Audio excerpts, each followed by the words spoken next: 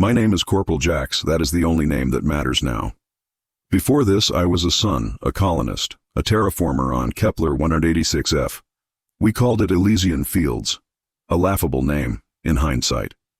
We were pioneers carving a home from a world of red grass and twin suns, filled with that specific brand of irrational hope that only humans possess.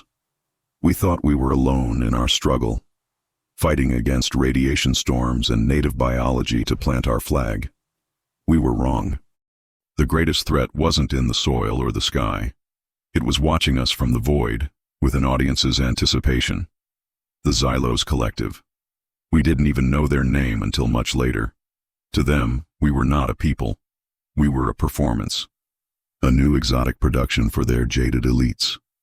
Their art was predation, their canvases were worlds, and their paint was the terror of lesser species. And we, in our blissful ignorance, were chosen to be their next masterpiece of fear. They didn't arrive with warships or orbital bombardments. That was too crude for artists. They sent their living weapons, the Cathar. The attack began not with a bang, but with silence. The chittering fauna of Elysian Fields went quiet, a sudden unnatural hush that fell over the plains. The comms crackled with static, then nothing. It was a hunter's silence, the kind that precedes the kill.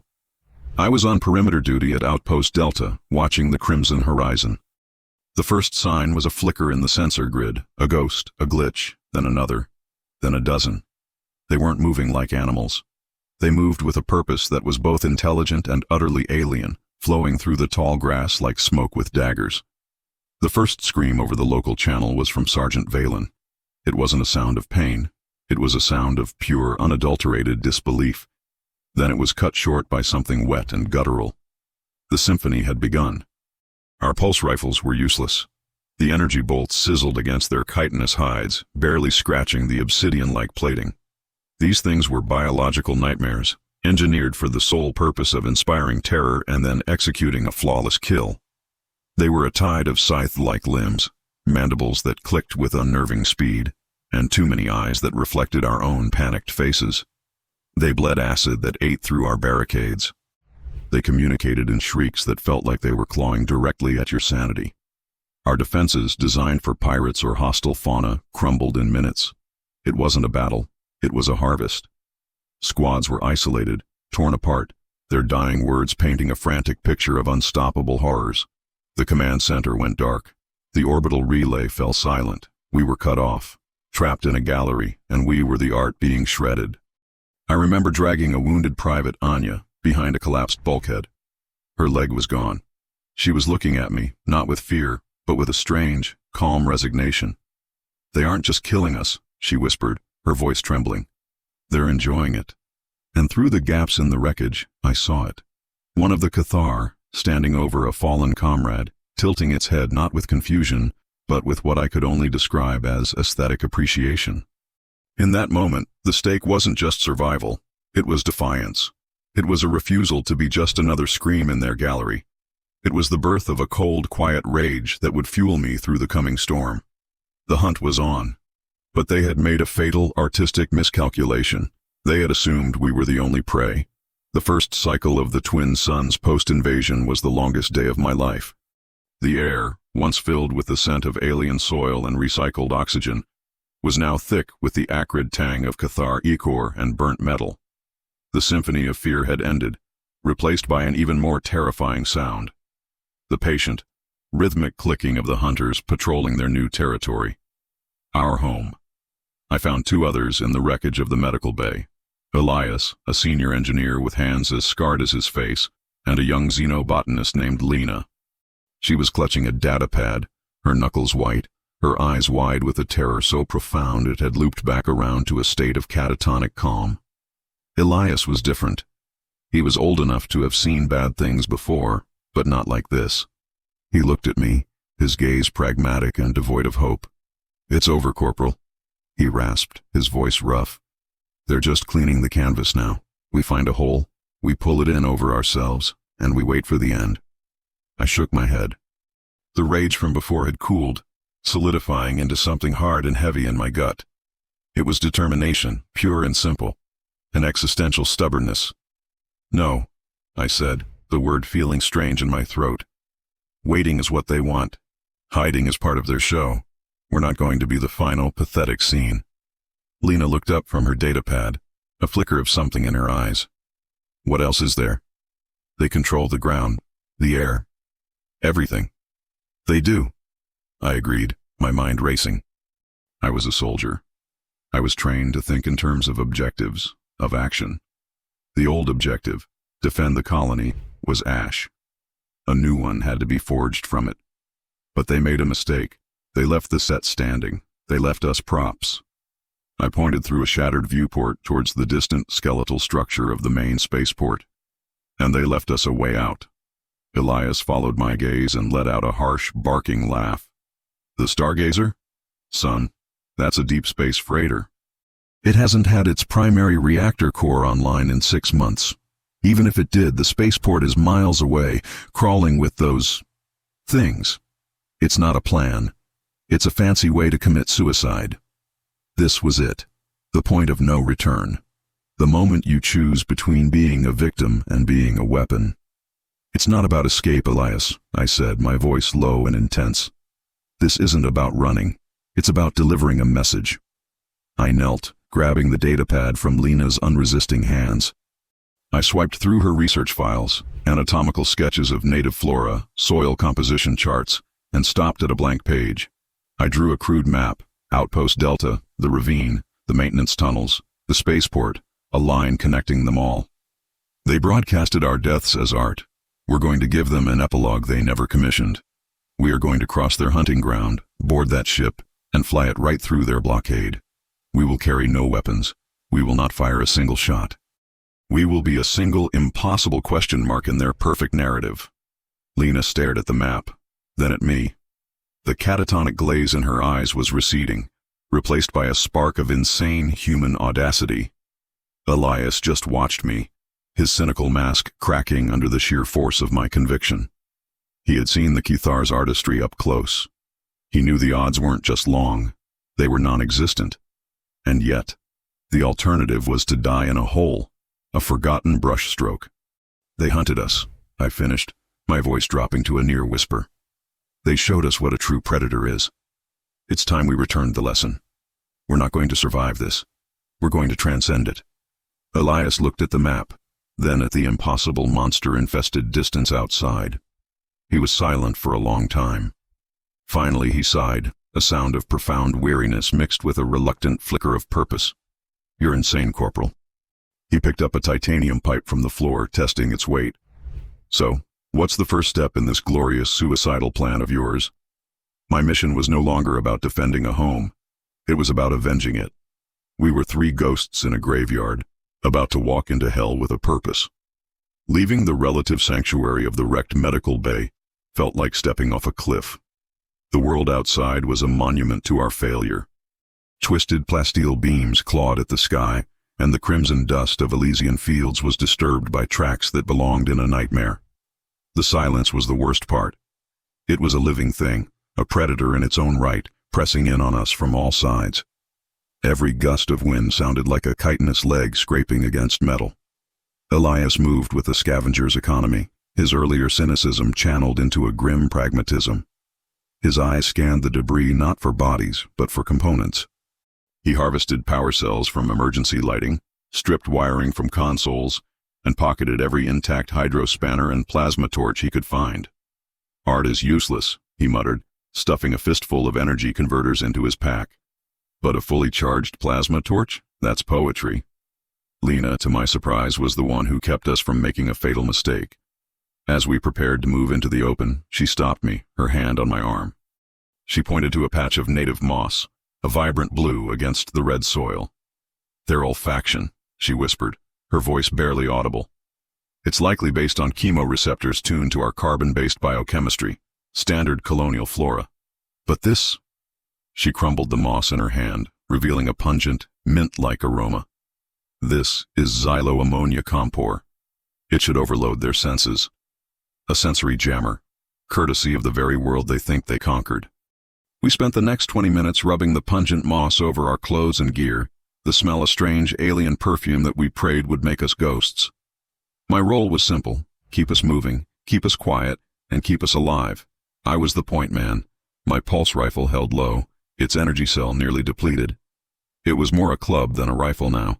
My senses were on fire, every nerve ending screaming. I relied on the basics: reading the wind, using shadows, understanding the geometry of the ruins to mask our movements. This wasn't warfare anymore. This was hunting in reverse. We were the deer, learning the ways of the wolf. We saw what they could do up close. We passed the command center, or what was left of it. The main door, forged from 10 inches of reinforced titanium, was peeled open like a can. Deep gouges, sizzling with residual acid, scarred the metal. Inside, there was only silence and the faint, sweet smell of decay. There was no need to look closer. The artists had been thorough. This site solidified our purpose. It wasn't just for us. It was for every person who had their final scream immortalized in this brutalist gallery. Our first true test came at the Grand Plaza, a wide open space that had once been the heart of the colony. Now, it was a killing field. To get to the maintenance tunnels on the other side, we had to cross it. There was no cover. Halfway across, Lena froze, her eyes fixed on a point to our left. I followed her gaze and my blood ran cold. A Cathar patrol. 3 of them. They were moving with that same liquid grace, their scythe-like limbs tapping the ground in that patient clicking rhythm. They were 200 yards away, their multifaceted eyes scanning the plaza. We dropped behind the plinth of a fallen statue, our hearts hammering against our ribs. We didn't breathe. We didn't move. We became stone. One of them stopped, its grotesque head tilting, sniffing the air. It took a step in our direction. Then another. I could feel Elias tensing beside me, ready to make a final futile stand with his titanium pipe. But Lena's moss worked. The creature shook its head, a series of confused clicks echoing in the silence, and turned away, following its patrol. They passed us, so close I could see the intricate, horrifying detail of their exoskeletons. And then they were gone. We stayed there for a full 10 minutes, letting the adrenaline drain away, leaving us trembling and hollowed out. Finally, we scrambled the rest of the way, diving into the dark maw of the maintenance tunnel access hatch. The air that rose to meet us was stale and cold, but it was safe. It was a breath. We had made it. The first leg of our insane journey was complete. We were exhausted, terrified, but we were not broken. We were learning. Below the ravaged surface of our world, in the darkness, we would continue our pilgrimage. The maintenance tunnels were a different kind of hell. Above, the world was a vast, open graveyard under alien suns. Down here, it was a tomb. The darkness was absolute, a physical pressure against the eyeballs. It was broken only by the narrow, bouncing beams of our salvaged lights. The air was cold and recycled, tasting of rust and damp concrete. Our own breathing was an unwelcome symphony, each gasp and ragged inhale a potential beacon in the suffocating quiet. For a time, the tomb was a haven. We made progress, navigating the labyrinthine corridors with a map schematic Lena managed to pull from a still-functional terminal. The silence was unnerving, but it was a silence without clicks, without the patient tapping of scythe-like limbs. Here, we were the only ghosts. Elias, in a moment of what looked suspiciously like optimism, found a junction box with a live power conduit. He managed to jury-rig a charging station, bringing our dwindling power cells back to life. Even a dead god leaves behind a little spark, he'd quipped, the first hint of his old self returning. That was his mistake, and ours. We allowed ourselves a moment of respite. We allowed ourselves to believe we had outsmarted them. We forgot that to the Xylos, this was art. And every masterpiece has a detail hidden in the shadows, waiting for the viewer to draw closer. The power surge from Elias's charging station must have been like a dinner bell. It didn't announce itself with a shriek. It announced itself by taking our light. The beam from my hand lamp flickered and died. Then Lena's. Then the emergency strip lighting Elias had activated. We were plunged into absolute, terrifying blackness. Elias cursed, fumbling with the conduit. But it wasn't a power failure. It was tactical. Something was moving in the dark with us. It was unnervingly silent, not clicking or scraping. It was hunting. My heart hammered in my chest, a frantic drum in a silent void. I drew the heavy titanium pipe, my only real weapon, and stood back to back with Elias. Lena stifled a sob behind us. The attack came from above. A section of the ceiling grill exploded downwards, and the hunter dropped into our midst. A lone Cathar. In the enclosed space, it seemed impossibly large, a nightmare of glistening black chitin and too many limbs. This one was different from the patrol.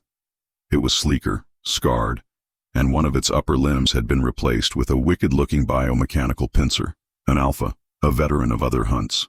Elias reacted first, roaring as he ignited his plasma torch. The sudden brilliant white light seared our retinas and cast the creature in stark, horrifying relief. It recoiled, not in pain, but in annoyance. It was fast, impossibly fast. It sidestepped Elias's clumsy lunge, and its pincer snapped shut, shearing through the engineer's makeshift pack and catching his arm. Elias screamed, a sound of pure agony that was brutally cut off as the creature slammed him against the tunnel wall. The plasma torch clattered to the floor, its beam flickering wildly, turning the scene into a strobe-lit nightmare of flailing limbs and spraying acid. The Cathar ignored me, its focus entirely on its downed prey. This was the art, the slow, terrifying deconstruction. In that moment, my training, my rage, my determination, it all coalesced into a single insane thought. They underestimate our resilience because they cannot comprehend our stupidity. While the hunter was preoccupied, I grabbed the sputtering torch. I didn't attack the creature. I attacked the tunnel. I jammed the torch against a rusted support strut near the ceiling, the one Elias had pointed out earlier as structurally compromised. The metal glowed cherry red, then white. With a groan of tortured steel, the ceiling gave way. Concrete, pipes, and a decade of dust came crashing down. The Cathar shrieked, a sound of fury and surprise, as tons of debris slammed into it, pinning it. It wasn't dead, but it was trapped. I grabbed a barely conscious Elias, whose arm was a mangled, smoking ruin, and dragged him away. Lena helped, her face a mask of pale, grim focus. We ran, leaving the enraged shrieks and the struggling monster behind us in the darkness. We had survived a direct encounter, but the cost was steep. Elias was gravely wounded, and our brief illusion of safety was shattered forever. The opposing force was not just a horde. It was intelligent. It was adaptable. And now, it knew we were here. We were no longer just delivering a message. We were being actively, personally, hunted. We found a cramped electrical substation to serve as our makeshift infirmary. The air hummed with the low thrum of a power transformer, a sound that was both comforting and a potential beacon for more hunters. Lena worked on Elias with a desperate focus, her xenobotany knowledge twisted into a crude imitation of medical training. She used the heated edge of a multi-tool to cauterize his wound, the smell of burnt flesh mixing with the ever-present stench of ozone. Elias was pale, his breath coming in shallow, ragged gasps. He was dying. He knew it. His eyes, hazy with pain, found mine. "Leave me, Corporal," he whispered, his voice a dry rasp. "You're faster without the dead weight. Get the girl out. Make them pay." His words were the voice of logic, of practicality. It was the sensible thing to do. It was what the Cathar would do, discard the weak to ensure the pack's survival. It was the philosophy of the Xylos in a nutshell. And in that moment, hearing the cold, hard logic of our enemy coming from my friend's lips, something inside me broke. Or maybe it was fixed. "No," I said. The word was quiet, but it filled the small room with an unshakable finality. I looked at Lena, her face illuminated by the glow of the cauterizer, her expression one of grim determination. I looked at Elias, a good man ready to be discarded, and I looked at the piece of the Alpha's pincer I'd salvaged, a shard of black alien metal clutched in my fist. This whole time, I had been reacting to the attack, to the losses, to the hunters. I was playing their game by their rules: survival, evasion, fear. It was a symphony, and I was just a frantic instrument trying to stay in tune. That's when the revelation hit me, a flash of insight so profound it felt like a physical blow. It was the midpoint of our journey, the moment the map of our mission flipped upside down. The Xylos had made one fatal, arrogant miscalculation, a flaw in their artistic vision. To create their perfect hunters, they had to imbue them with purpose, with tactics, with an intelligence geared for the kill. They hadn't unleashed a force of nature upon us. They had unleashed teachers. They had sent us the ultimate instructors in the art of death on this world, and they were giving us the lesson for free. I started to laugh. It was a quiet, unhinged sound that made Lena look up at me with alarm. "Jax?" she asked, her voice trembling slightly. "They're a blueprint, Lena," I said, my voice filled with a new, wild energy. I held up the shard of Cathar tech. "We've been running from them, hiding from them. We should have been studying them." I knelt beside her. "What did you see? When it attacked Elias? Forget the fear, think like a scientist." Lena stared at me, then her eyes unfocused for a second, replaying the horror. It disabled his weapon first, the plasma torch. It saw it as the primary threat. It was precise. It didn't just maul him, it disarmed and incapacitated him. It was efficient. Efficient, I repeated, the word tasting like victory. "And the patrol in the plaza?" "They moved in a standard three-point formation. A classic reconnaissance pattern. Their shrieks in the first attack weren't just for terror, they were for communication, triangulating positions. My mind was on fire, connecting the dots of our trauma, turning horror into data. We're not prey anymore. We are a two-person reconnaissance and engineering team on a hostile world, and our mission is no longer to escape. It is to reverse engineer the dominant life form." The shift in the room was palpable. The heavy blanket of despair began to lift, replaced by the electric hum of a new, terrifying purpose. We weren't colonists running for our lives. We were pioneers again, but this time, the frontier we were exploring was the art of the hunt itself. Elias wasn't dead weight. He was our first and most critical data point. His survival was now paramount, not for sentiment, but for the information he held about the Alpha's tactics and weapon systems. I handed the alien shard to Lena. "Analyze this. Find its power source, its weaknesses, everything." Her hands were shaking, but she took it. Her eyes, once wide with fear, now narrowed with scientific curiosity. She was no longer a victim. She was a researcher with the most important project of her life. I looked at my own hands. They weren't just for holding a weapon anymore. They were for learning, for adapting, for dismantling. The Xylos wanted a symphony of fear. We were about to compose a response. And it would be written in silence, patience, and a cold, meticulous rage. The hunt wasn't over. It had just truly begun. And we were now active participants. For 3 cycles, our new philosophy held. For 3 cycles, we were not the hunted. We were the scholars of the hunt. Lena, with a feverish intensity, had managed to isolate the low-frequency wavelengths the Cathar used for communication. Her datapad, once a tool for cataloging harmless flora, was now a passive scanner that painted a crude picture of their movements in the labyrinth around us. We learned their patrol routes, the duration of their sweeps, the subtle shift in tone that indicated a change in their alert status. We moved with a newfound confidence, ghosts in the machine, always one step ahead. The fear was still there, a cold stone in the gut, but it was now overlaid with the thrill of understanding, of control. Elias, propped against a wall, his face a waxy pale, became our oracle. He would listen to my descriptions of their movements, of their tactics, and offer grimly practical insights. "They're flanking," he'd rasp. "They think in 3 dimensions. Check the vents." His pain became our teacher, his near-death experience a textbook we studied relentlessly.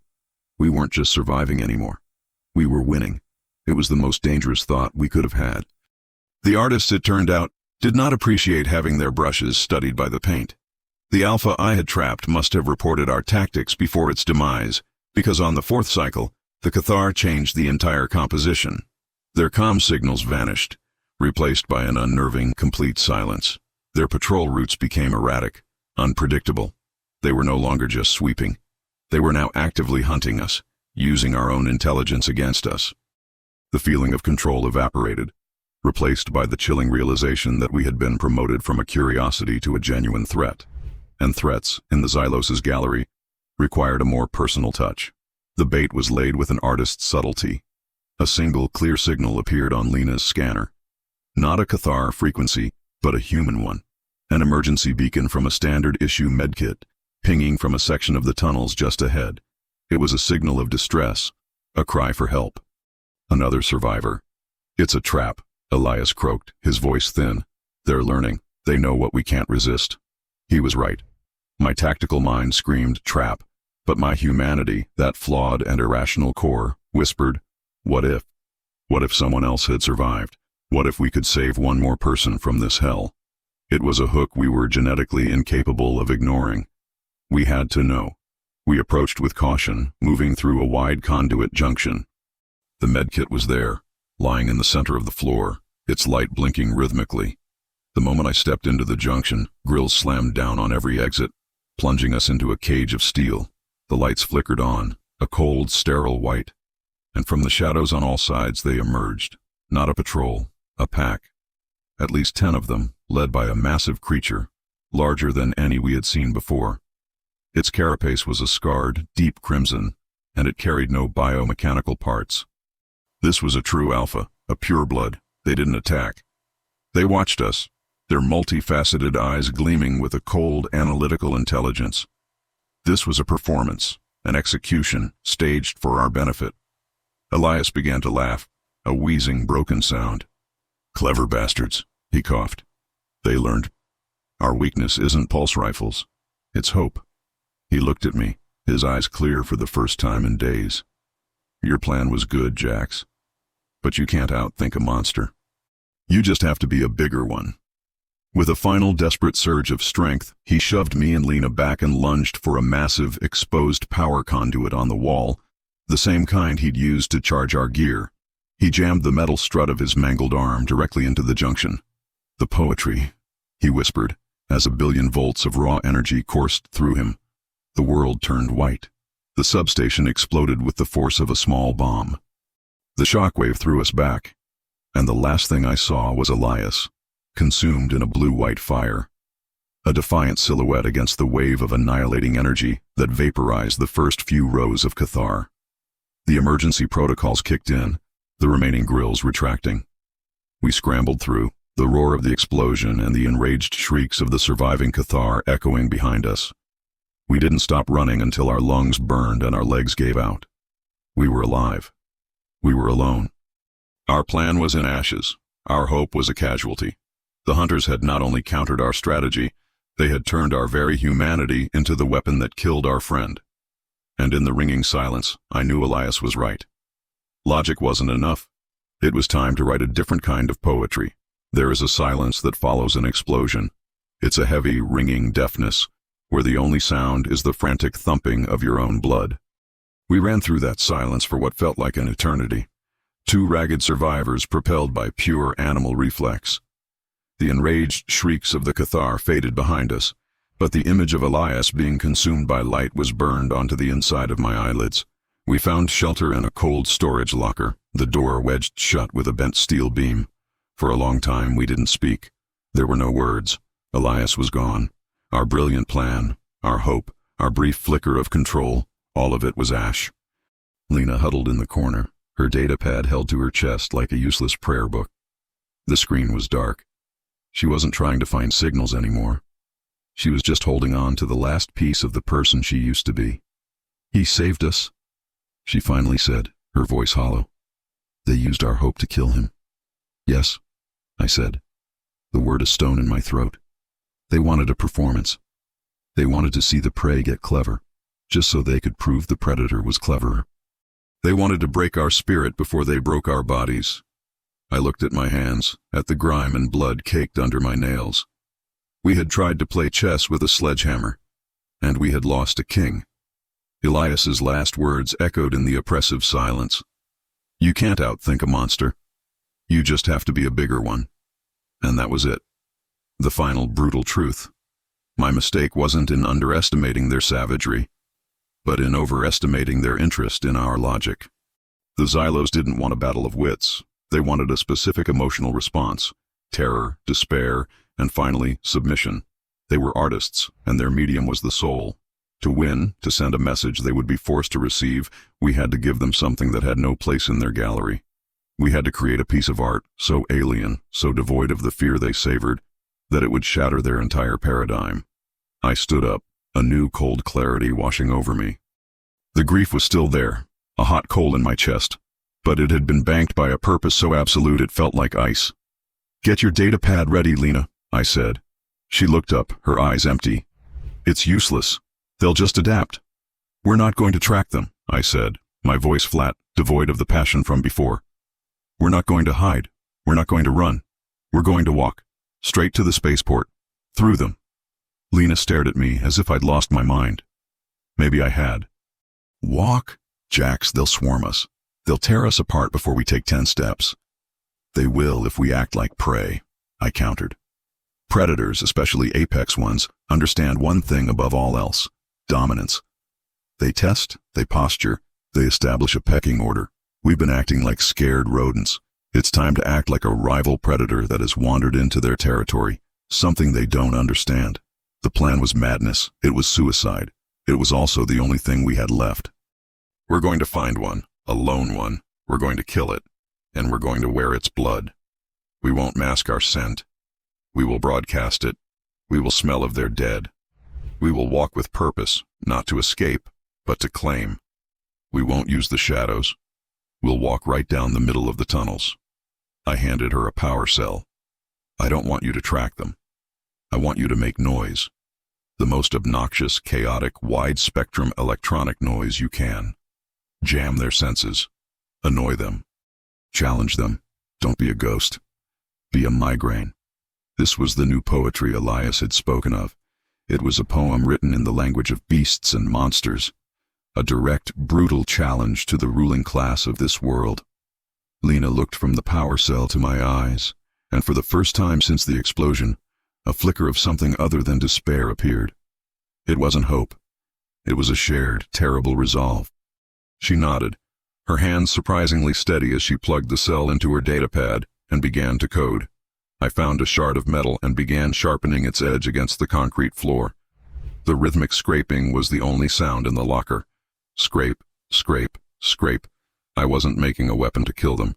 I was making a tool to deliver a message, and the message was simple. The performance is over. Something else is here now. Entendido.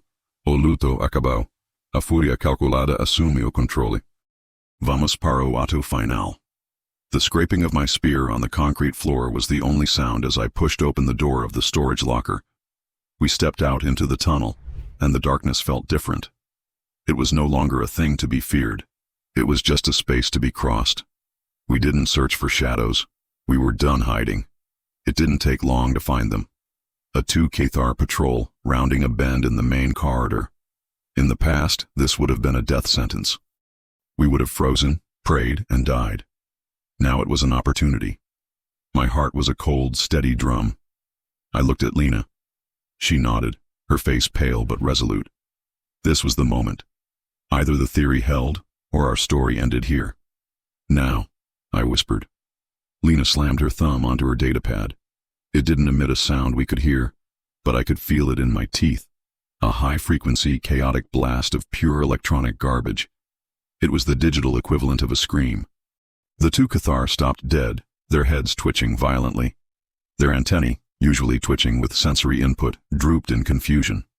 Their senses, their greatest asset, were being flooded with nonsense. That was the only opening I needed. I didn't scream a battle cry. I let out a low, guttural roar, a sound dredged up from the most primitive part of my brain, and charged. I slammed my full body weight into the nearest creature, my sharpened spear finding a joint between its head and torso. It wasn't a clean strike. The metal shard scraped against chitin, and the monster shrieked, a sound of pain and utter surprise. It thrashed, its scythe-like limbs flailing wildly, one of them catching my side and tearing through my suit, a searing line of fire across my ribs. I ignored it. I held on, pushing the spear deeper, twisting it with every ounce of my strength. The 2nd Cathar, recovering from the sensory blast, turned its attention to me. But it hesitated. It saw its partner, a perfect killing machine, being brought down by a screaming, grappling rodent. It saw me, covered in its partner's gushing black ichor, refusing to let go. This was not the behavior of prey. Prey ran. Prey screamed in fear, not in rage. This was wrong. The one I was fighting went limp. I pulled my spear free and stood up, panting, drenched in the creature's foul-smelling blood. I faced the remaining hunter. I didn't raise my spear to attack. I just stared, letting it see me. letting it see the corpse of its sibling at my feet. Then I did something that was not in any military manual. I knelt, dipped my hands in the pooling black blood of the dead Cathar, and smeared it across my face in a grotesque mockery of a warrior's paint. I looked at Lena and gestured for her to do the same. Trembling, she knelt and marked her own face with the stain of our enemy. This was the final, brutal piece of poetry. The surviving Cathar watched this bizarre ritual, its predatory brain unable to categorize what it was seeing. It saw the scent of its own dead, worn as a trophy.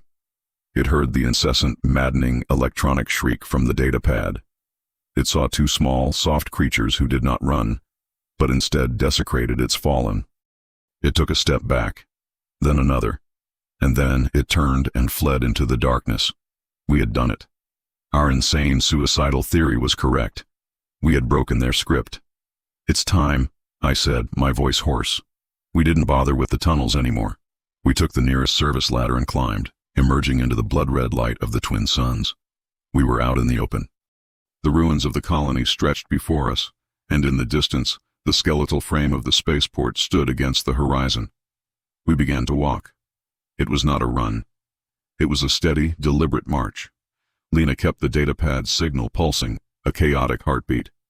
I held my spear, its tip dripping with black blood. Soon, they came. Cathar patrols drawn by the noise and the scent. They emerged from the rubble, flanking us, their heads tilted, but they kept their distance. They watched us, their multifaceted eyes filled with a mixture of aggression and profound confusion. They were lions, and we were two gazelles covered in the blood of another lion, singing the most annoying song they had ever heard. They didn't know what to do. We were no longer hiding. We were a procession, a blasphemous, defiant parade marching straight through the heart of their hunting ground, surrounded by our own personal escort of horrified monsters. We had found the key. We had the weapon. The spaceport was in sight. The spaceport was a graveyard of ambition. Grounded shuttles lay like skeletons, and the main terminal was a hollowed-out carcass. In the center of it all stood the Stargazer, a hulking beast of a freighter, silent and dark. It was our Ark, and guarding it, standing directly before the main boarding ramp, was the Crimson Alpha, the one that had cost us Elias. It wasn't alone. The entire pack, a sea of black chitin and scythe-like limbs, had gathered. They formed a silent waiting army between us and our salvation. They had stopped being confused. Their posture was now one of pure, unified aggression. My psychological warfare had gotten us here, but it wouldn't get us past their king. The Crimson Alpha let out a deafening roar, a challenge that vibrated through the ground. The sheer force of it overloaded Lena's datapad, which died with a pathetic fizzle. Our cloak of noise was gone. We were exposed. Just two small, soft creatures covered in blood facing a god monster and its legion. "Jax," Lena whispered, her voice trembling. "What do we do?" I looked at the Alpha. It wanted a fight. It wanted a final glorious hunt to reestablish its dominance. It wanted me to raise my spear, to scream, to give it the satisfaction of a struggle, to perform. And in that moment, I knew what I had to do. I had to refuse the stage. I let my spear drop from my hand. It clattered onto the ferroconcrete with a sound that seemed impossibly loud in the sudden silence. I stood straight, my arms loose at my sides. I did not prepare for a fight. I did not brace for impact. I simply stood there, a statue of defiance. I looked past the monster, towards the ramp of the Stargazer, as if the Alpha was nothing more than an inconvenient rock in my path. The Alpha roared again, this time in fury at my disrespect. It charged. The ground shook with its thunderous approach. Tons of muscle and chitin and rage, a biological war machine, hurtling directly at me. Lena cried out behind me. I didn't flinch. I didn't close my eyes. I just watched it come, my heart a cold, steady beat. This was my final message. You can kill me, but you will not have my fear. You will not have your performance. I will die on my feet, and my ghost will mock your gallery forever. It was an act of such profound, irrational insanity that it broke the creature's mind. 10 feet away, the Alpha dug its claws into the ground, skidding to a halt in a shower of sparks and dust. It was panting, its massive head just inches from mine, its hot, foul breath washing over me. Its alien eyes, burning with rage, stared into my own. It was searching for something. Fear, submission, panic. It found nothing. Only a calm, unyielding reflection of its own monstrous face. It had been bred for the hunt, for the glorious moment of the kill when the prey finally breaks. But I was not breaking. I was not prey. In that moment I was an incomprehensible glitch in its perfect world. With a shriek that was no longer rage, but something akin to frustration and utter confusion, the Crimson Alpha took a single step back. It was a small movement, but it was everything. It was concession.